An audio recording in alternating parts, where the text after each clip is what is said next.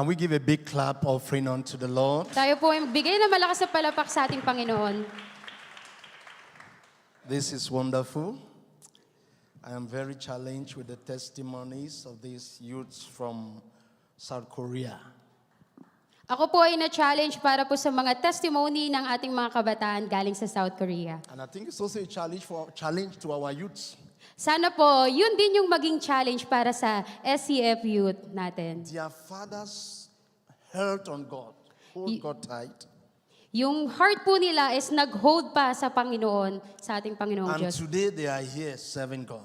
At ngayon po, nandito po sila sa atin para po mag-serve sa ating Panginoon. Amen. Let's us as the youths, we also hold on God so that our children will still serve this God. Hinuhope po namin na nawa ang ating mga kabataan ay patuloy din na kumapit sa ating Panginoon. So I want to thank you. You know, Sister Risha, this is the fruit of your labor. It's something very good. That you teach a child and to see the child big is wonderful. Amen. Amen. Hallelujah.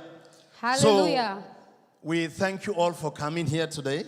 Maraming salamat po dahil kayo ay pumunta dito ngayong And I araw na want to ito. thank our pastor Nais ko pong pasalamatan ng for ating this pastor unique opportunity at patuloy pong binigyan ng opportunity ako and also the leaders at ang of mga this leaders assembly. nandito ng simbahan I natin. pray that the Lord will speak into your heart this morning. Ipinapanalangin ko po na ang ating Panginoon ay magsalita o kumusap sa atin sa araw na ito. Amen. Amen. So we are continuing for a very powerful series we started last week. Last Pagpapatuloy po natin ang powerful na series natin na inumpisahan last week, Victorious blood of Jesus. kung saan ito ay ang matagumpay na dugo. Victorious blood. Ang matagumpay na dugo. And I want to say it's a wonderful thing for you to come here today. Ito ay maganda na kayo ay pumunta po ngayong araw As na ito. Sister Nestlin says, despite the rain, the weather, and whatsoever, the flood, you decided to come. Despite po sa nangyayari sa ating weather, yung mga pagbaha, pag-ulan, kayo po ay nag-decide na magpunta The rito. Lord will see you through in the name of Jesus. Nakikita po kayo ng Diyos. And my title is God's Plan for Victory, Jehovah Nissi. Ang pamagat po para sa hapon na ito, ang plano ng Diyos para sa tagumpay, Jehovah Nissi. As the praise was going on, we know Jehovah Nissi means the Lord is our banner. Alam niyo po ba na ang ibig sabihin ng Jehovah Nissi, ang Diyos ang ating The bandila. Lord fights our battle. Ang Diyos ang lumalaban sa ating mga laban. God is going to fight for you in the name of Jesus. Ang ating Panginoon ay lalaban para sa inyo sa pangalan ni Jesus. What do we mean by this? Ano po ba ang ibig sabihin We mean nito? that victory belongs to those who recognize God as their banner. Ang ibig sabihin po, ang tagumpay ay ng mga taong kinikilala ang Diyos bilang kanilang bandila, dumidepende sa kalakasan at nananatiling tapat sa gitna ng mga pagsubok. And they depend on God. Dumidepende sa ating Panginoon. They depend upon His strength. Dumidepende sa kalakasan ng And they Panginoon remain faithful in battle. at patuloy na nagiging tapat sa gitna ng And pagsubok. our text will be reading from Isaiah 25 verse 8 and 9. Para po sa ating passage sa araw na ito, sinasabi po sa Isaiah chapter 25 verse 8 to 9. Isaiah and 25, 8 and 9. Isaiah chapter 25 verse 8 to 9. Amen. Okay, and also we'll read Hebrews chapter 11 verse 1 and 13. At babasahin din po natin sa Hebrew chapter 11 verse 1 to 13. Now, church, I want us to know this. Life is a battle. Nais ko pong malaman ninyo, ang buhay ay isang laban. And many people believe victory only comes after they see result. Maraming tao ang naniniwala na ang tagumpay ay dumarating lamang kapag nakita na nila ang resulta. But God teaches the opposite. Ngunit kabaliktaran ang tinuturo ng In Diyos. God's kingdom, we believe first and then we see the result later. Sa kaharian ng Diyos, una tayong nananampalataya, saka natin nakikita ang katuparan. The Old Testament believers did not see Jesus physically. Hindi nakita ng mga mananampalataya sa lumang tipan ang Diyos ng pisikal. But yet they believe in God's promise. Ngunit pinaniniwalaan nila ang pangako ng They Diyos. lived, they suffered, They fought battles and even died, believing that the Messiah will come. Nabuhay sila, nagdusa, nakipaglaban at maging namatay sa mga pananampalatayang darating ang Diyos. So you see, the name Jehovah Nissi means the Lord is my banner. Sa pangalan ng Jehovah Nisi ay nangangahulugang ang Panginoon ang aking bandila. In the Old Testament, a banner was a flag carried before an enemy. Sa lumang tipan, ang bandila ay dinadala sa unahan ng hukbo bilang simbolo kung kanino sila nabibilang at kung sino ang bibigay sa kanila ng tagumpay. Yes, it was carried before an army to symbolize who they belong to and who will give them victory. Sa bandila ay dinadala sa unahan ng hukbo bilang simbolo kung kanino sila nabibilang at kung sino ang magbibigay sa kanila ng tagumpay. So our victory is not based on our strength but on God's plan.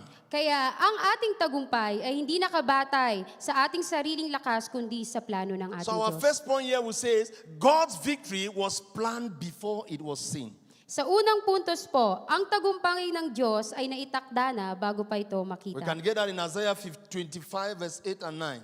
He says, He will swallow up death forever. Sabi po sa Isaiah chapter 25 verse 8 to 9, lulunukin niya ang kamatayan magpakailanman. So hundreds of years before Jesus came, Isaiah already announced the final victory over death.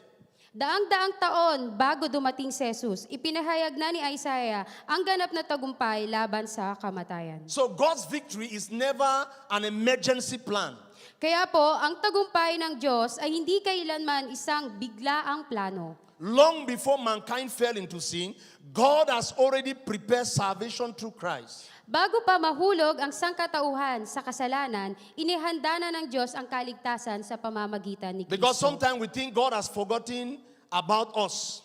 Minsan, iniisip natin kinalimutan na tayo ng Diyos dahil hindi pa natin nakikita ang Mostly sagot. when we have delayed answers. Kasi hindi pa natin nakikita ang sagot. But God always prepared victory long before we recognize it. Ngunit, madalas na inihahanda na ng Diyos ang tagumpay bago pa natin ito makita. Maybe you are praying now. Maaaring nananalangin ka You are ngayon. praying for healing. You are praying for financial breakthrough. You are praying for your family. You are praying for ministry, your future. You may not see the answer today. Maaaring ipinapanalangin mo ang kagalingan, pagpapala sa panalapi, ang iyong pamilya, ministeryo o kinabukasan. Maaaring hindi mo pa nakikita ang sagot ngayon. But God is already working behind the scene. Ngunit ang Diyos ay kumikilos na sa likod ng mga pangyayari. The second thing we should take note is that faith sees what eyes cannot see. Pangalawa po, nakikita ng pananampalataya ang hindi kayang makita ng mga mata. Hebrews 11:1 says, faith is the substance of things hoped for, the conviction of things not seen. Sabi po sa Hebrew chapter 11 verse 1, ang pananampalataya ay katiyakan sa mga bagay na inaasahan at katunayan ng mga bagay na hindi nakikita. So faith is trusting God's word before circumstances change. Kaya po, ang pananampalataya ay ang pagtitiwala sa salita ng Diyos bago pa man magbago ang ating mga kalagayan. And in Hebrews 11:13, we see the heroes of faith. They died without receiving a complete promise. Kaya po, sabi po sa Hebrew chapter 11 verse 13, ang mga bayaning ito ay ng pananampalataya ay namatay nang hindi natatanggap ang buong katuparan ng pangako. But yet they never stopped believing. Gayunman, hindi sila tumigil sa pananampalataya. Their eyes never saw Jesus. Ngunit alam na ng kanilang mga puso na siya ay But their darating. heart already knew he was coming. Ngunit alam na ng kanilang mga puso na siya ay So true darating. faith does not depend on visible evidence. Kaya po, ang tunay na pananampalataya ay hindi nakasalalay sa mga nakikitang ebidensya. God promised Abraham, I Nangako, will make you a father of many nations. nangako ang Diyos kay Abraham. Sinabi ng Diyos, gagawin kitang ama ng maraming bansa. At that time, Abraham had no child and he was already 90. At sa panahong iyon, si Abraham po ay walang anak. 90 years old na po siya. It was an impossible circumstances. At marami po siyang sitwasyon na imposibleng mangyari. But still, Abraham believed. Gayon pa man, nanampalataya pa rin si Abraham. Years later, Isaac was born. Pagkaraan ng maraming taon, isinilang si Isaac. And generation later, Jesus Christ came through the Abraham's family. Pagkaraan pa ng maraming salinlahi, dumating si Jesucristo mula sa angkan ni Abraham. Abraham never saw Jesus physically, Hindi nakita ni Abraham si Jesus ng pisikal. but through faith, he participated in God's plan. Ngunit sa pamamagitan ng pananampalataya, naging bahagi siya ng plano ng Diyos. So victory begins when faith believes before sight. Kaya po, nagsisimula ang tagumpay kapag ang pananampalataya ay naniniwala bago pa man makita ang And the third thing katuparan. here, it says Jehovah Nissi, victory comes through God's presence. Pangatlong puntos po, sabi dito, Jehovah Nissi, ang tagumpay ay dumarating sa pamamagitan ng presensya ng Diyos. In Exodus 17:8 and 16, Israel fought the Amalek. Sabi po sa Exodus chapter 17 verse 8 to 16, nakipaglaban ang Israel sa Amalek. Joshua fought in the valley. Nakipaglaban si Joshua sa lambak. Moses stood on the mountain. Samantalang si Moises ay nakatayo sa bundok. When Moses' hands were going down, Sa tuwing when itinataas, Moses lifted up his hands towards God, Israel would prevail. sa tuwing itinataas ni Moises ang kanyang mga kamay sa Diyos, nagtatagumpay ang Israel. Ngunit kapag ibinababa niya ang kanyang mga kamay, lumalaban ang Amalek. When his hands dropped, the Amalek would gain ground. Ngunit kapag ibinababa niya ang kanyang mga kamay, lumalaban ang So Amalek. finally, Aaron and all supported Moses' hands.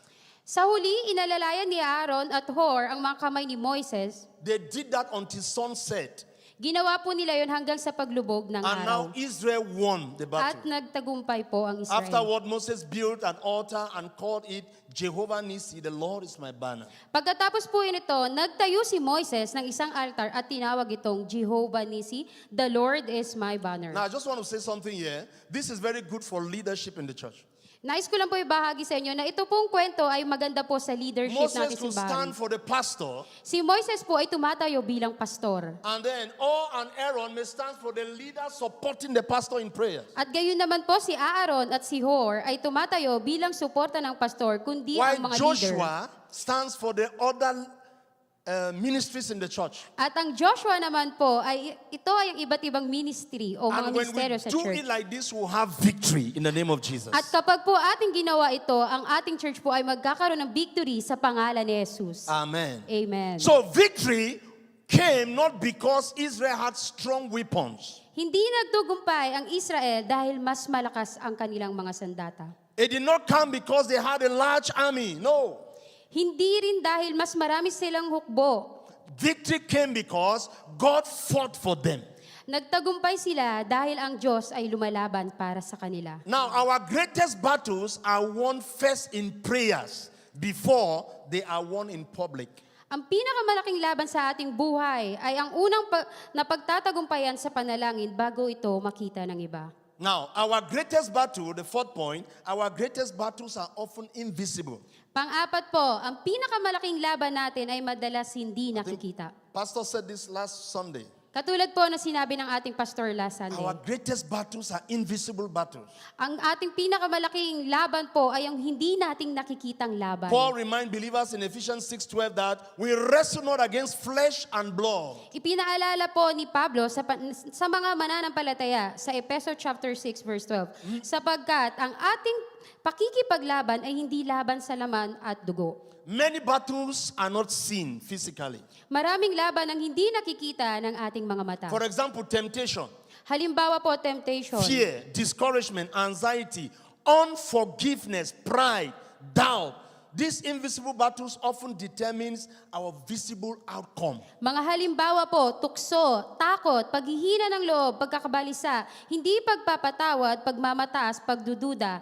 Ang mga laban na ito ay hindi nakikita ang kadalasang nagtatakda ng mga nakikitang resulta sa ating buhay. I want to add a small story here for us to understand what Pastor was talking last week about. The invisible factor can cause a visible outcome. Nais ko po magbahagi ng maikling kwento tungkol po sa hindi nating mga nakikitang laban. This happened in one of the churches in our country, in Cameroon, Ito po ay nangyari sa church po namin sa Cameroon. of the story of two women. I will just give their name. The eldest was Mary and the little one Elizabeth. Ang kwento pong ito ay tungkol sa dalawang magkapatid na babae. Ang panganay po ay si Maria at ang bunso ay si Elizabeth. They had disagreement at the age of 18 and 16. They Sila po, fought. sila po ay laging nag-aaway sa edad na 18 and 16 years And old. they kept malice, unforgiveness for long. At patuloy po nilang tinatago yung hindi pagpapatawad sa sobrang habang panahon. They grew up, they got married, Hanggang tumanda po sila at nagpakasal. but they did not forgive each other. At hindi po nila pinapatawad ang isa't isa. When Mary, the eldest daughter of this man, was maybe 30, 40, she got into a church and gave her life to Si Jesus. Maria po, yung panganay na anak, siya po ay mga nasa bandang 40 years old or 30 years old. Siya po ay pumunta sa isang simbahan. But she did not forgive the sister. Pero kahit nasa simbahan po siya, never niya pong pinatawad ang She kanyang kept kapatid. that in her heart. Tinago niya lang po yon sa puso niya. And one time she grew up in the church and was a deaconess in the church. Up to 50 years she was in the church, she had not yet forgiven. Sa matagalan po, siya po ay naging membro ng church, naging deacon po siya, naging faithful po o tapat po siya sa loob ng By simbahan. this time, she has developed hunchback.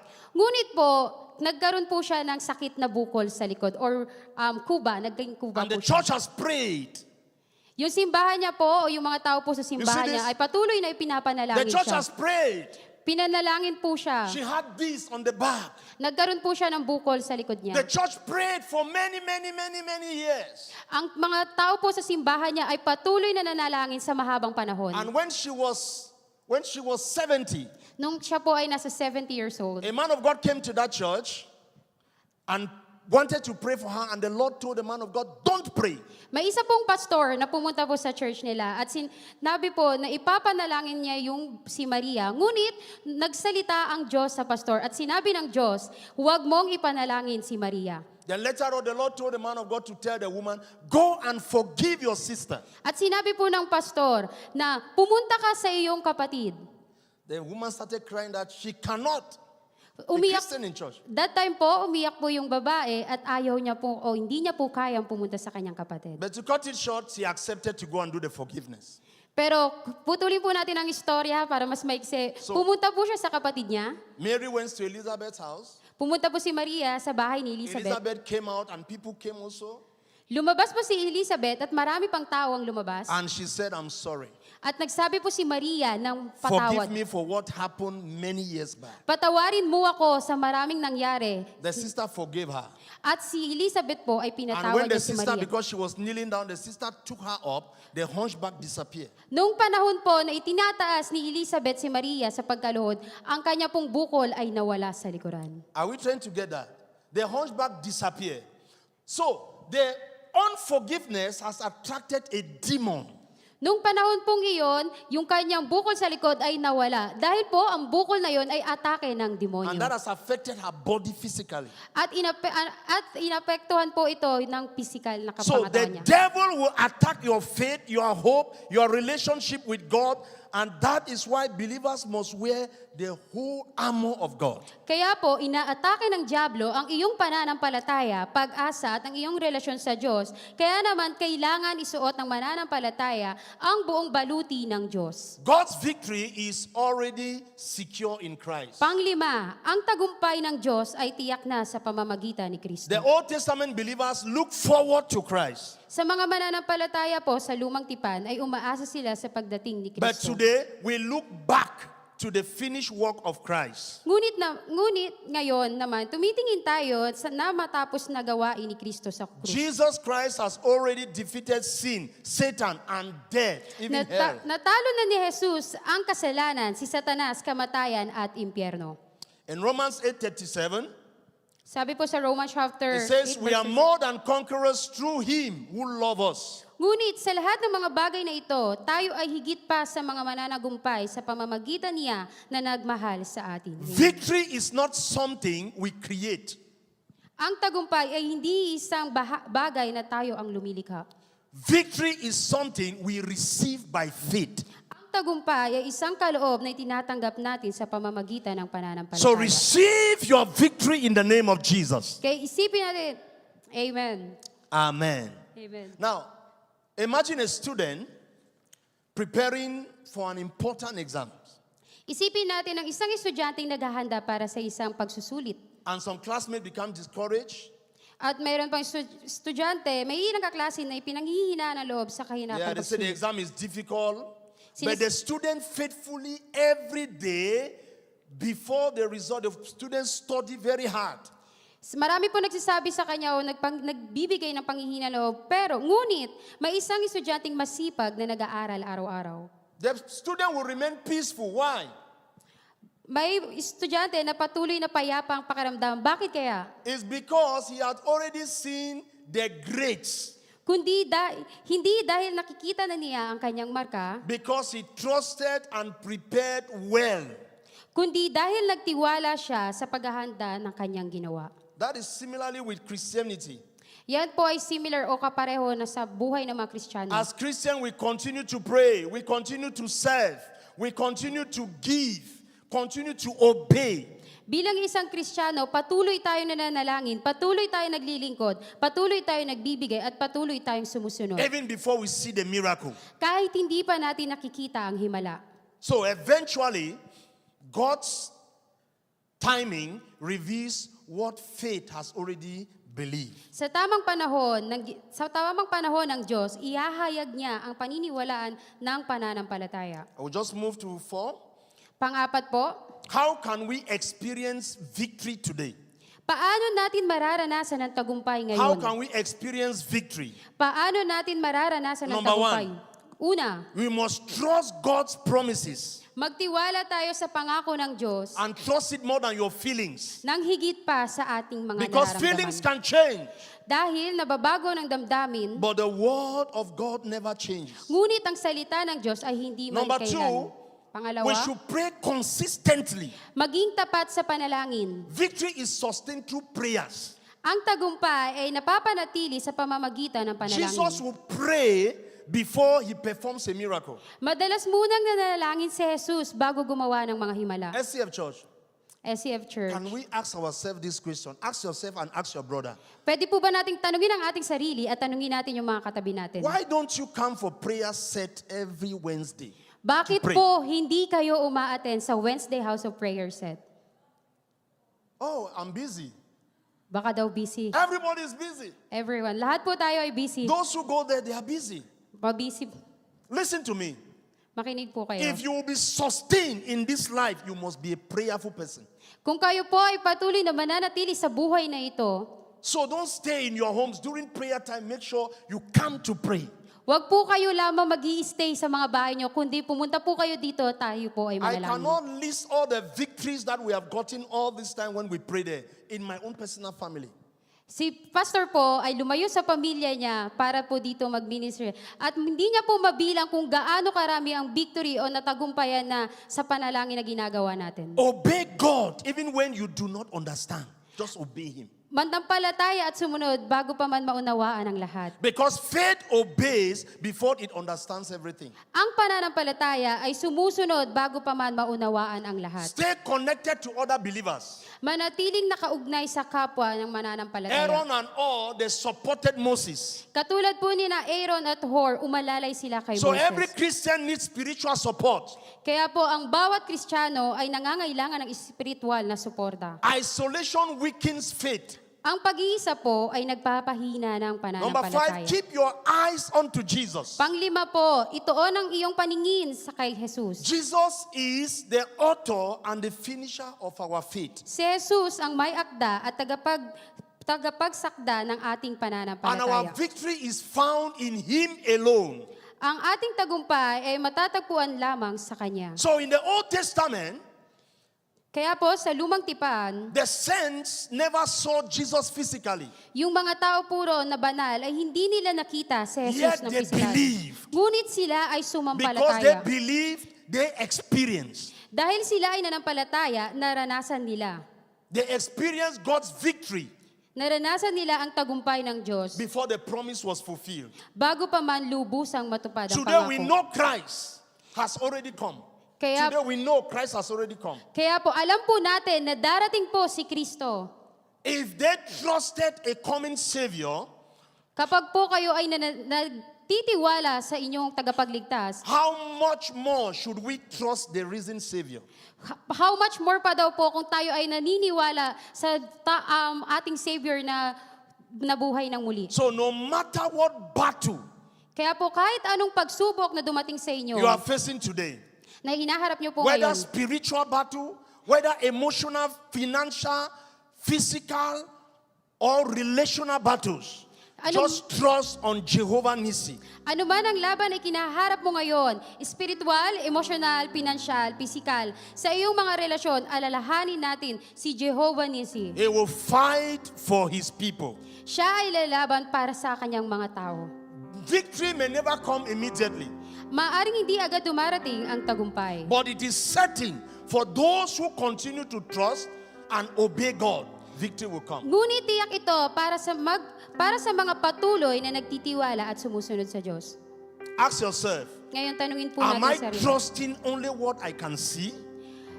Nagtitiwala lang ba ako sa aking mga nakikita? Am I growing weary because God's answer seems delayed? Napapagod na ba ako dahil tila naaantala ang sagot ng Diyos? Will I continue to believe God's promise even when I cannot see the outcome? Magpapatuloy pa ba akong maniwala sa mga pangako ng Diyos kahit hindi ko pa nakikita ang maging resulta? Today, lift up your eyes to Nga- Jehovah Nissi. Ngayon, itaas natin ang ating mga mata kay Jehovah Nissi. Stand under his banner. Manatili tayo sa ilalim ng kanyang bandila. Walk by faith and not by sight. Lumakad tayo sa pamamagitan ng pananampalataya at hindi sa pamamagitan ng paningin. For God's plan has always been victory through Jesus Christ. Sapagkat ang plano ng Diyos ay palaging tagumpay sa Corinthians, pamamagitan 1 ni Corinthians Kristo. 15:57 says, "But thanks be to God, He gives us the victory through our Lord Jesus Christ." Sabi po sa 1 Corinto chapter 15 verse 57, ngunit salamat sa Diyos na nagbibigay sa atin ng tagumpay sa pamamagitan ng ating Panginoong Heso Kristo. So please, I want you to stand on your feet so that we pray. Maaari po ba na tumayo po tayo manalangin?